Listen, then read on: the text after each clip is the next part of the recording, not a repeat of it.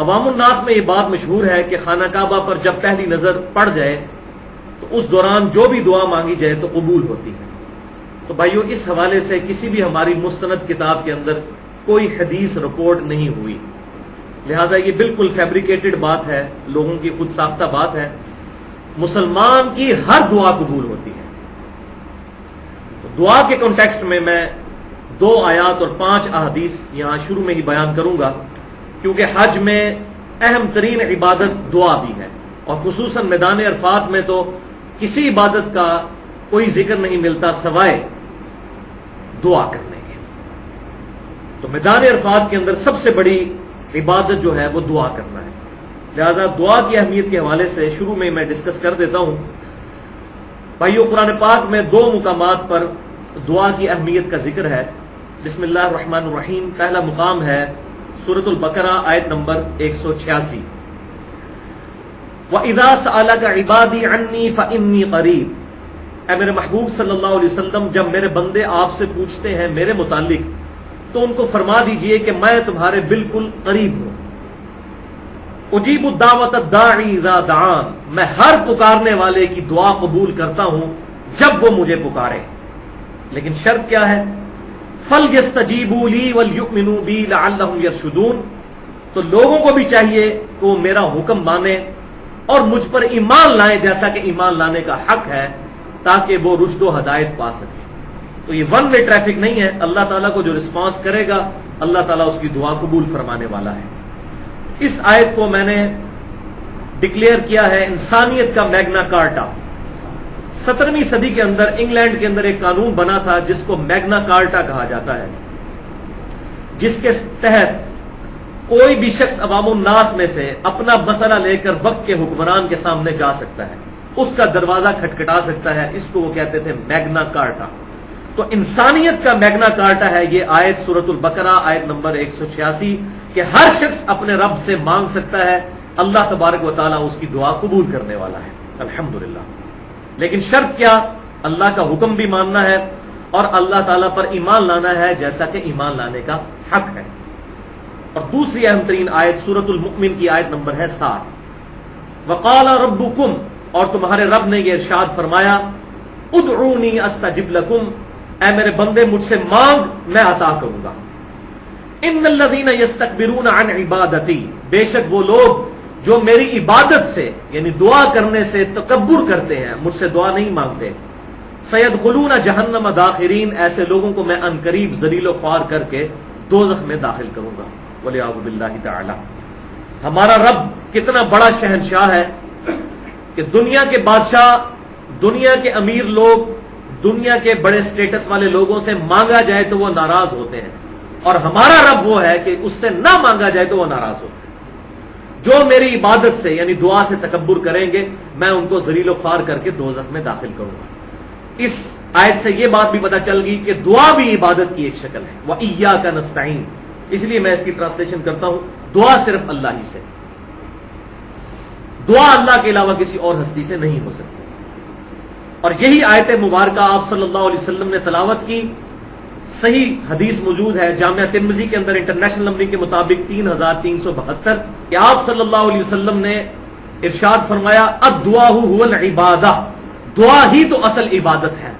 اور اس کے بعد آپ صلی اللہ علیہ وسلم نے سورۃ المؤمن کی یہی آیت تلاوت فرمائی وقال ربکم ادعونی استجب لکم ان الذین یستکبرون عن عبادتی سیدخلون جہنم داخرین. تو اپنی بات کے ثبوت میں آپ صلی اللہ علیہ وسلم نے اس آیت مبارکہ کو کوٹ کیا. اب 5 صحیح الاسناد احادیث دعا کے حوالے سے. پہلی حدیث مسند امام احمد میں صحیح سند کے ساتھ انٹرنیشنل نمبر کے مطابق 11150 اور امام بخاری کی الادب المفرد کے اندر 710 نمبر حدیث ہے. المستدرک الحاکم میں بھی موجود ہے اور امام ذہبی نے بھی اس کی موافقت کی ہے. بہت زبردست حدیث کہ آپ صلی اللہ علیہ وسلم نے ارشاد فرمایا جب بھی کوئی مسلمان دعا کرتا ہے تو اللہ تبارک و تعالی اس مسلمان کو 3 میں سے ایک تو عطا فرما ہی دیتا ہے. نمبر 1 یا اس کی دعا فوراً قبول کر لی جاتی ہے جو وہ مانگ رہا ہوتا ہے. نمبر 2 اس کی دعا آخرت کے لیے ذخیرہ کر لی جاتی ہے یعنی نیکیوں کی شکل میں. اور نمبر 3 اس کے مثل اس سے کوئی تکلیف دور کر دی جاتی ہے. دعا کسی چیز کے مانگنے کی وہ کر رہا ہوتا ہے، لیکن اللہ تعالیٰ اس دعا کی برکت سے اس سے آنے والی مصیبت کو ٹال دیتا ہے. الحمدللہ. تو صحابہ اکرام علیہم رضوان نے جب یہ بات آپ صلی اللہ علیہ وسلم کی مبارک زبان سے سنی تو عرض کیا اللہ کے رسول اگر یہ بات ہے صلی اللہ علیہ وسلم تو ہم تو اللہ تعالیٰ سے بہت دعائیں مانگا کریں گے. تو آپ صلی اللہ علیہ وسلم نے ارشاد فرمایا اللہ تعالیٰ بھی بہت دعائیں قبول فرمانے والا ہے. الحمدللہ. دوسری حدیث جامعہ ترمذی میں انٹرنیشنل نمبرنگ کے مطابق 3382 نمبر حدیث. آپ صلی اللہ علیہ وسلم نے ارشاد فرمایا جس شخص کو یہ پسند ہو کہ اللہ تعالیٰ مصیبت اور پریشانی میں اس کی دعا قبول کرے تو اسے چاہیے کہ خوشحالی کے دنوں میں بھی اپنے رب سے بہت زیادہ دعائیں مانگا کرے. یہ بات سمجھ میں بھی آتی ہے بھائی. اللہ. تیسری حدیث بھی جامعہ ترمذی میں انٹرنیشنل نمبرنگ کے مطابق 593 نمبر حدیث ہے، بہت لمبی حدیث. اس کا خلاصہ یہ ہے کہ آپ صلی اللہ علیہ وسلم نے اس چیز کی ترغیب دلائی کہ جو شخص اللہ کا ذکر کرنے کے بعد درود شریف پڑھ کر اللہ کی طرف متوجہ ہوتا ہے تو اللہ تعالیٰ اس کی دعا قبول کرتا ہے. تو یہ دعا کا پروٹوکول ہے.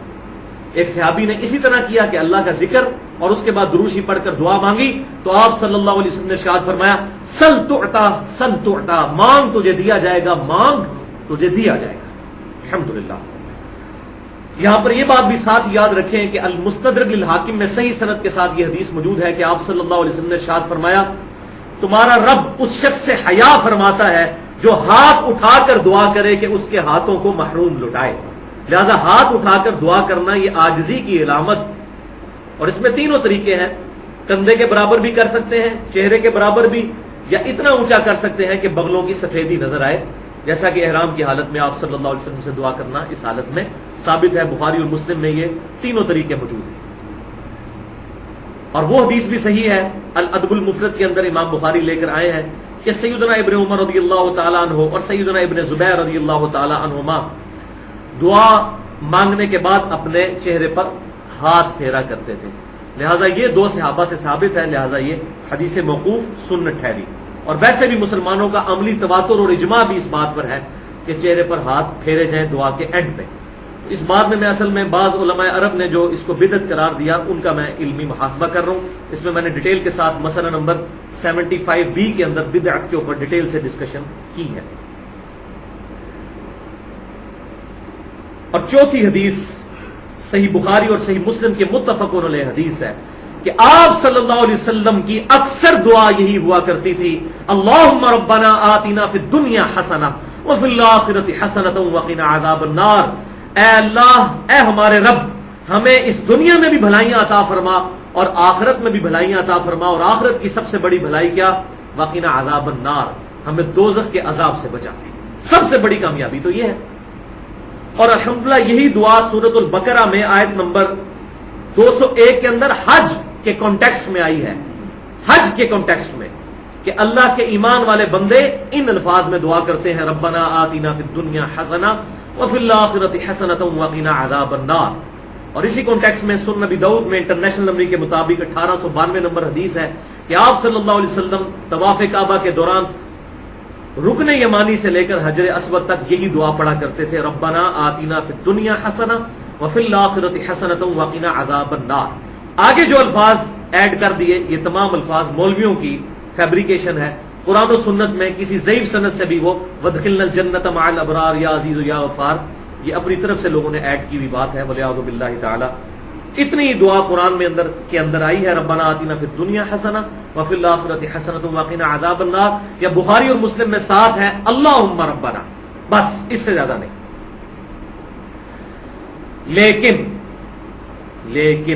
لیکن یہاں پر ایک کڑوی گولی بھی لے لیں دعاؤں کے حوالے سے.